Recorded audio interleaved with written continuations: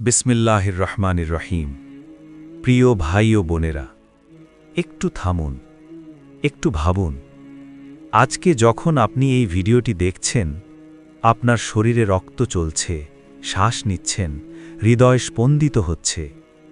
কিন্তু একটি দিন আসবে যেদিন এই সব থেমে যাবে।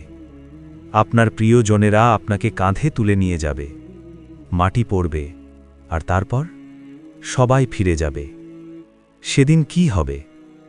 কবরের সেই প্রথম রাতে কি অপেক্ষা করছে আপনার জন্য? আজকের এই গল্পটি সেই রাতের কথা। রহিম সাহেবের বয়স ৭৫ বছর। সারা জীবন তিনি একজন সাধারণ মানুষ ছিলেন।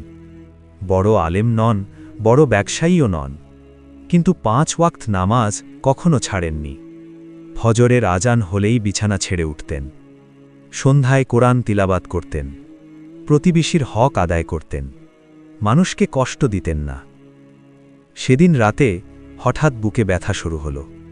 ছেলে পাশে বসে আছে, মেয়ে এসেছে, নাতি নাতনি ঘরের কোণে দাঁড়িয়ে কাঁদছে। রহিম সাহেব চোখ মেলে তাকালেন। তার ঠোঁট নড়ছে, তিনি কিছু বলতে চাইছেন। কালিমা পড়ো আব্বা, লা ইলাহা ইল্লাল্লাহ। ছেলে কানের কাছে মুখ নিয়ে বলছে। রহিম সাহেব চোখ বন্ধ করলেন। শ্বাস ভারী হয়ে এলো।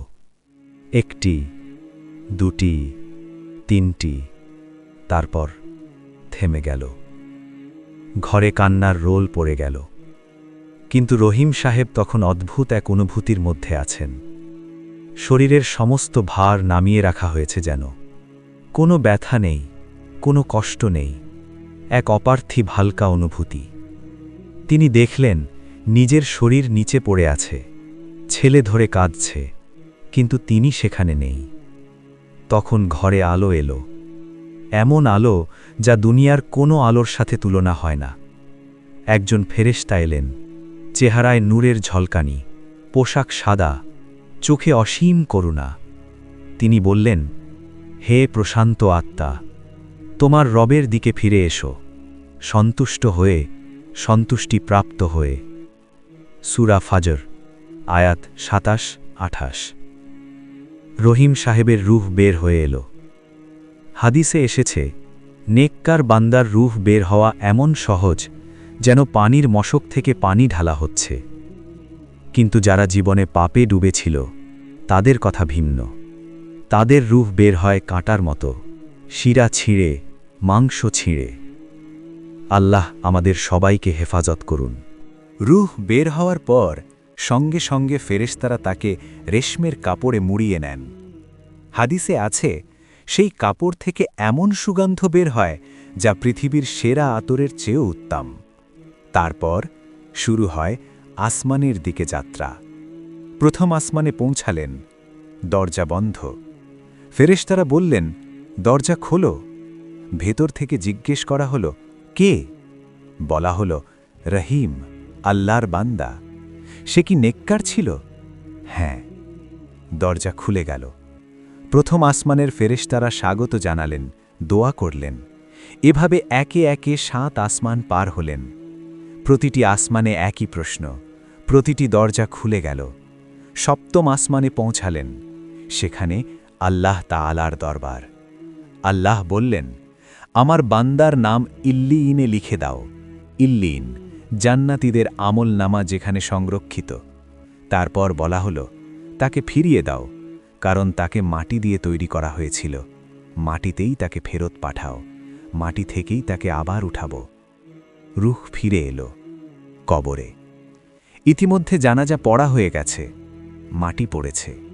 রহিম সাহেবের ছেলে দোয়া পড়ে চলে গেছে, মেয়ে গেছে, নাতি নাতনি গেছে, পাড়া প্রতিবেশী সবাই গেছে, পায়ের শব্দ মিলিয়ে গেছে। রসূলুল্লাহ সাল্লাল্লাহু আলাইহি ওয়াসাল্লাম বলেছেন, যখন মৃত ব্যক্তিকে কবরে রাখা হয় তখন সে তার প্রিয়জনদের পায়ের শব্দ শুনতে পায় যখন তারা ফিরে যায়। বুখারী ও মুসলিম।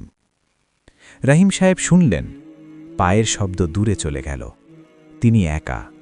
তখন রূহ ফিরে এলো। হাদিসে আছে, মৃত ব্যক্তিকে কবরে বসানো হয়, রূহ ফেরানো হয়, তিনি সব বুঝতে পারেন। রহিম সাহেব বুঝলেন তিনি কবরে আছেন।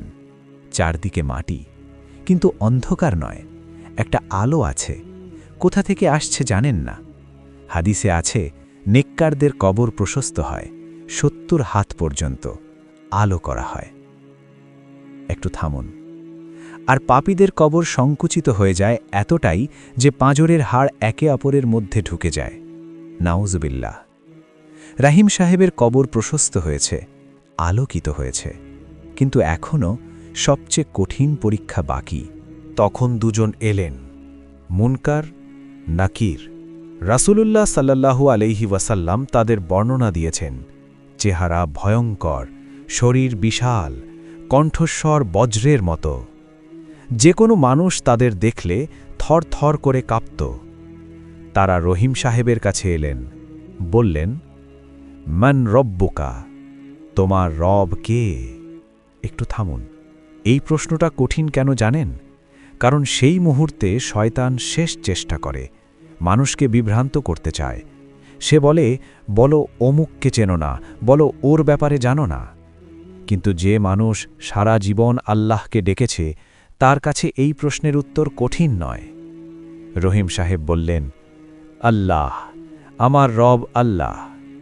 ফেরেশতারা আবার জিজ্ঞেস করলেন, মা দীনুকা, তোমার দিন কি?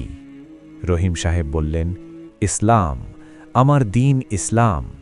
তৃতীয় প্রশ্ন এলো, মান হাজার রজুলুল্লাযী বুইসা ফীকুম, তোমাদের মধ্যে যে নবী পাঠানো হয়েছিলেন তিনি কে? রহিম সাহেব বললেন, তিনি আল্লাহর রাসূল হযরত মুহাম্মদ সাল্লাল্লাহু আলাইহি ওয়াসাল্লাম। আমি সাক্ষ্য দিচ্ছি তিনি আল্লাহর বান্দা এবং রাসূল। আকাশ থেকে আওয়াজ এলো, সদাকা আবদি, আমার বান্দা সত্য বলেছে। একটু দম নিন। রাসূলুল্লাহ সাল্লাল্লাহু আলাইহি ওয়াসাল্লাম বলেছেন, যে ব্যক্তি এই ৩টি প্রশ্নের সঠিক উত্তর দিতে পারবে তার জন্য কবর হবে জান্নাতের বাগান। আর যে পারবে না, সে বলবে, হায় হায়, আমি জানি না, মানুষকে বলতে শুনতাম তাই বলতাম। তখন মাথায় এমন আঘাত করা হবে যার শব্দ পৃথিবীর সব প্রাণী শুনতে পাবে, শুধু মানুষ এবং জিন ছাড়া। নাউজুবিল্লাহ। আল্লাহ আমাদের সবাইকে সঠিক উত্তর দেওয়ার তৌফিক দিন। রহিম সাহেব সঠিক উত্তর দিয়েছেন। তখন কবর আরও প্রশস্ত হয়ে গেল। একটি দরজা খুলল, সেদিক থেকে সুবাস ভেসে আসছে, সবুজের দেখা মিলছে, সুন্দর আলো। একজন সুন্দর মানুষ এলেন, সুন্দর পোশাক, সুন্দর চেহারা, সুগন্ধ। রহিম সাহেব জিজ্ঞেস করলেন, তুমি কে? সে বলল, আমি তোমার নেক আমল, তোমার নামাজ, তোমার রোজা, তোমার দান, তোমার কোরআন তিলাওয়াত। রাসূলুল্লাহ সাল্লাল্লাহু আলাইহি ওয়াসাল্লাম বলেছেন, কবরে একটি সুন্দর সঙ্গী আসে, এটাই সেই সঙ্গী। সে বলল, সুসংবাদ নাও, কেয়ামত পর্যন্ত তুমি এখানে শান্তিতে থাকবে। তারপর জান্নাতের দিকের দরজা উন্মুক্ত রাখা হলো। হাদিসে এসেছে, প্রতিদিন সকাল সন্ধ্যায় নেককার বান্দাকে জান্নাতে তার ঘর দেখানো হয়, বলা হয়, এটি তোমার ঘর, কেয়ামতের দিন তুমি এখানে আসবে। ভাই ও বোনেরা, এই সুসংবাদ পাওয়ার জন্য বেশি কিছু লাগে না। রহিম সাহেব কোনো বড় বুজুর্গ ছিলেন না, শুধু 5 ওয়াক্ত নামাজ পড়েছেন, কোরআন তিলাওয়াত করেছেন, মানুষকে কষ্ট দেননি, আল্লাহকে ভয় করেছেন, এটুকুই যথেষ্ট। কিন্তু যে মানুষ সারা জীবন আল্লাহকে ভুলে থেকেছে, নামাজ পড়েনি, মানুষের হক নষ্ট করেছে, হারাম খেয়েছে, অহংকারে ডুবে থেকেছে, তার কবরের অবস্থা ভিন্ন। মুনকার নাকির যখন প্রশ্ন করেন, সে উত্তর দিতে পারে না, বলে, আমি জানি না।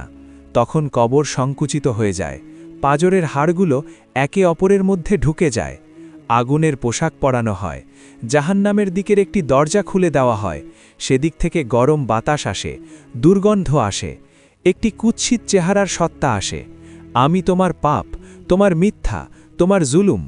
প্রতিদিন সকাল সন্ধ্যায় তাকে জাহান্নামে তার জায়গা দেখানো হয়, বলা হয়, এটি তোমার জায়গা। ভাই ও বোনেরা, আমরা কি এখনও সময় পেয়েছি? হ্যাঁ, এখনও পেয়েছি। আপনি এখনও বেঁচে আছেন, শ্বাস নিচ্ছেন, আল্লাহর দরজা এখনও খোলা। তাওবা করুন, নামাজ পড়ুন, আল্লাহর দিকে ফিরে আসুন। রাসূলুল্লাহ সাল্লাল্লাহু আলাইহি ওয়াসাল্লাম হযরত উসমান রাদিয়াল্লাহু আনহুর কথা বলতেন। হযরত উসমান রাদিয়াল্লাহু আনহু যখন কোনো কবরের পাশ দিয়ে যেতেন, কাঁদতেন। এতটাই কাঁদতেন যে দাড়ি ভিজে যেত।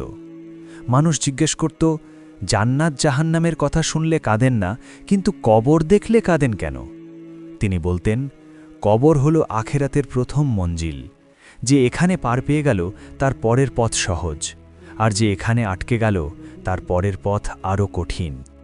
প্রিয় ভাই ও বোনেরা, আজকে আমরা রহিম সাহেবের গল্প শুনলাম, কিন্তু একদিন এই গল্পের জায়গায় আমাদের নাম থাকবে। আমার নাম, আপনার নাম।